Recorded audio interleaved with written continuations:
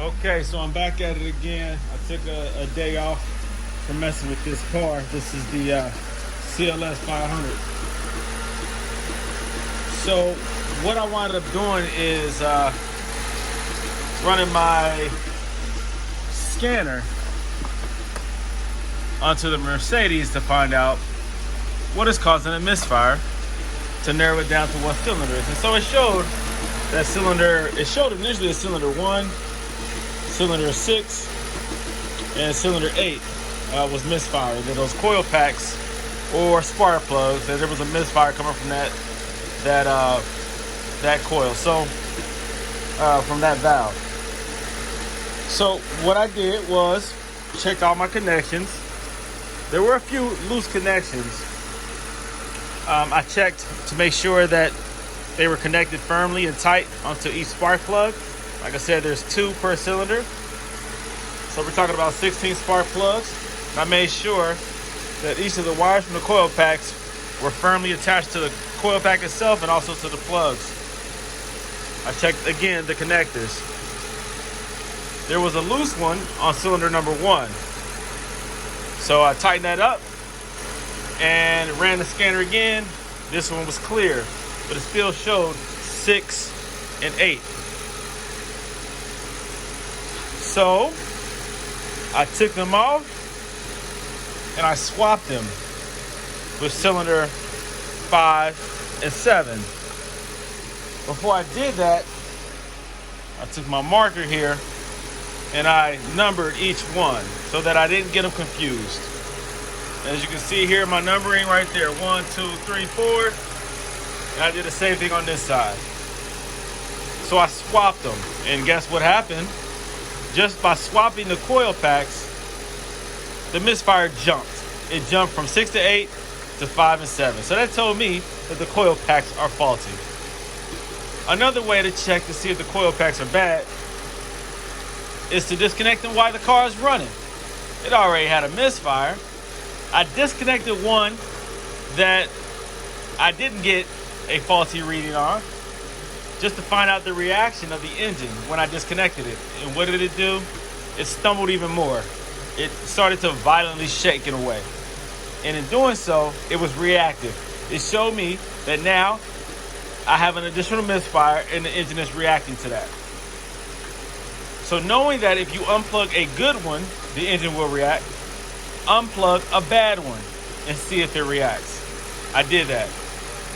I swapped them again from 6 and 8 to 5 and 7. I unplugged, which at the time was this one, which was supposed to be a bad coil, and it did not react. I unplugged this one, and it did not react. So that again verified that my coil packs are bad. Not the spark plugs, but the coil packs. If your misfire jumps to the next location where you put the supposedly bad coil pack, then that's an indicator that that coil pack is bad. So I was about to order some off of eBay, you know, just some cheap ones, because this is just a project. It's not a personal car, not yet. And so I was going to order some off-brands, just, you know, aftermarket coil packs. And typically aftermarket coil packs are okay. I have ordered some for a Nissan, and I think 1 out of the 3 that I ordered was bad. Or 1 out of the 4 that I ordered was bad. It happens. It happens. But most of the time, you're safe ordering some aftermarket coil packs. But if you really love your baby, which I do, my other cars, I probably would order OEM, Bosch, or whoever makes them. I would order factory spec, if not factory, okay? So just, you know, a little side information right there regarding aftermarket, whatever these things are called, coil packs. All right, anyways, so that was the problem. So I actually had, though, some leftover coil packs from a car that I disassembled a while back. Now this was out of a 99 CLK, Mercedes CLK 430. I know that most of these 5.0, 4.3, the motors are pretty much the same. There, of course, are some differences that causes it to have to be a 5.0 versus a 4.3. But overall, a lot of the functionality of the engine is similar. A lot of the components are similar, if not identical. Which is what I assume with the coil packs. Now, visually, just looking at the coil packs, they look the same, right? By the way, this is out of the CLK 430, CLK 430. These are the OEM ones that came with the vehicle. They look very similar, right? And obviously they're working because the engine is running smooth. But what did I have to do in order to make it connect or make it work? Well, the plug right here was a little bit different. They look the same until you try to connect it and it won't go into it. There's something stopping it, and I couldn't figure out why. But then closer detail, if you look at this right here is from the CLK. Now look at the metal prongs right there. Look at the metal connections right there. You see that lip right there? Yeah. You see the lip on each side of each metal tab right there? Now look at these three. Smooth. No stepper lip or whatever. No stepper. All right. Straight up and down. No step. These, step. Right there. Look at those three metal prongs. Step. No step. So what did I do? Of course, I'm going to make it work. I'm not spending any money. If I have 8 of these downstairs, what in the world am I going to buy some new ones for? Especially if I'm just diagnosing and seeing if I need coil packs, right? Which I know I do. But I don't want to spend the extra money on a car that I'm not necessarily keeping. I think I'm just going to get it to work. And depending on how far I go with it, maybe I will change all coil packs. All right. Because I know there's going to be some people out here that watch this video and say, well, why would you just change 2, change all 8? Well, when you're trying to diagnose a problem and you're just trying to get the car to run, then you fix the immediate problem. I am not doing a total tune-up on this car, a full tune-up. If that was the case, not only would I change all coil packs, but I would also change all 16 spark plugs. I'm not there yet. I'm trying to solve an issue. So just to let you know. Anyways, so I took my Dremel tool. I took this little small round bit right here that cuts through metal. Kind of hard to see. I took this bit right here and I shaved down each prong to make it so that it would be smooth like the original one. So I thinned them out. I didn't do this one obviously, but I thinned them out. You know, take your time. Don't leave it on there too long where it starts to heat up each individual prong to the point where it starts to melt the plastic around it, and now you're distorting it and all that kind of crap. So again, I'm not recommending this. I'm just telling you what I did. There's a proper way of doing things. This is the bootleg way of doing things in order to see if it was an actual coil pack and make sure that my motor hasn't dropped a cylinder of some sort, because it was a whole lot of knocking. All right, it sounded horrible. So I wanted to make sure that it was just a misfire caused just by a coil pack and that the motor is good. Keep in mind that I bought this vehicle without driving it. I knew that it had some faulty fuel issue, and I bought the car as is, not knowing what I was really buying. But for the price that I got it, come on. I'm not even going to discuss how much I paid for it. I'm just saying the wheels that were on the car I sold, and that almost made me break even for what I paid for the car itself. So that's how cheap I got the car. See that smoke coming up?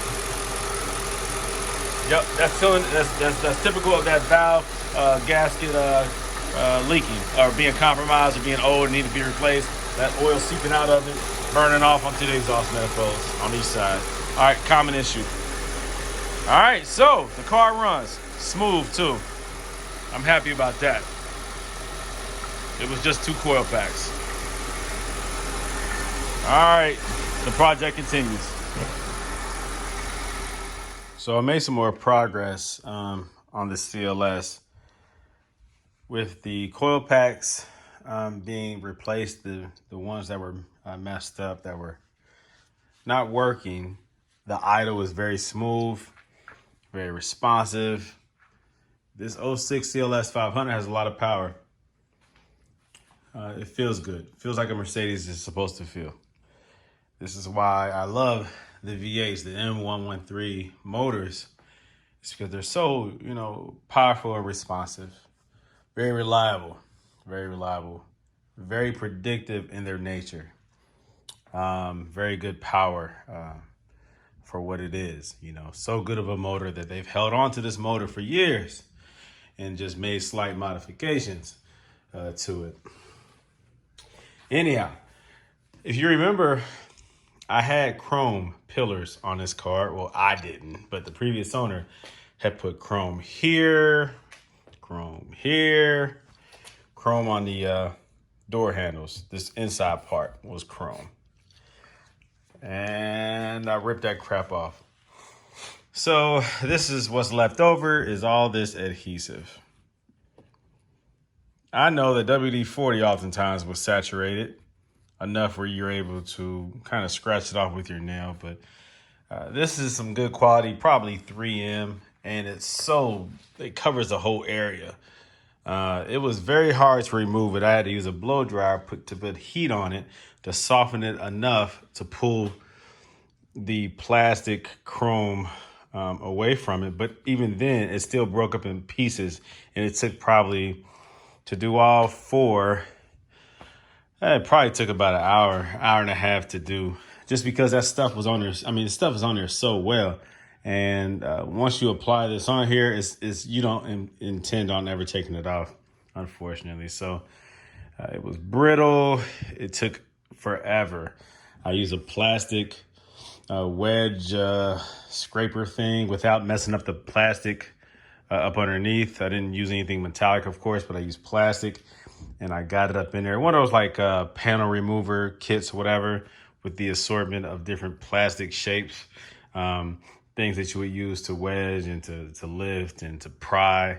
So I used that, like 2 different sizes, to get in there and work that away.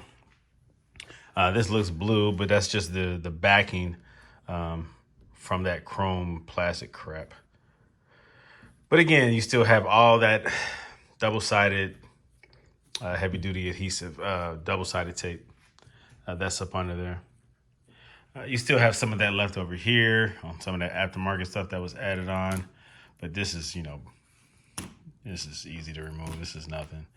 But this right here is not easy to remove. So I had to figure out a way, probably throw the blow dryer on there again, get it hot, and just work my fingers, and my nails, and whatever I got to do and to get that stuff off. Trash. Boy, I hate some trash on a Mercedes. This stuff right here should come off a little easier, maybe. It wasn't on there that well. Just across the bottom of it here, across the top. But this stuff right here covered the whole area. All right, anyways, next thing. So I unfortunately discovered that there is a coolant leak. I did smell it. And the coolant reservoir was low, and they had put the wrong type of coolant in there, but it's okay because I believe that the radiator is leaking, like through this air intake part right here. This is like all a plastic covering. This is all like a plastic shield covering that guides the air through for the intake, for the filters, or the lines, the air intake lines that connect to the engine cover housing, whatever, that has the air filters on each side. All right, I'm going too far with that. Anyways, this right here, this little plastic shielding right here, it blocks what I need to see on the radiator, but there's fluid that builds up in here. There's a whole lot of radiator coolant that is leaking from the radiator, is spewing out. The hotter the motor gets, or the hotter the radiator gets, the more it flows, and it starts pouring down from up underneath. So the radiator likely is the cause, and so I have to put a new radiator in. And in doing that, I'll get that old radiator, I'm tired, the old coolant up out of there, the old antifreeze, and put the right stuff in there. So more than likely, I'll have to replace the radiator. So you can see how these cars can get expensive when you start trying to restore them and fix them, or you buy them in rough condition like this. They become very time consuming. I'm not going to say they become expensive because, like I said, I'm not really in this car much of anything. So me having to buy a radiator for about $100 and then doing the work myself, it's not going to cost much. It's just labor intensive, But these are the things that come along with buying used, damaged cars, especially Mercedes. You have to be hands-on. You have to know what you're doing. You have to be willing to put in that work. All right. Those are the little parking sensors right there. I just zip tied them across the front so that I can move this car around without having to worry about those sensors indicating there's something in front of them or whatever. And I'll get tired of looking at those lights lit up on the above the dash. Anyways, so more work to come. Just want to give you all an update.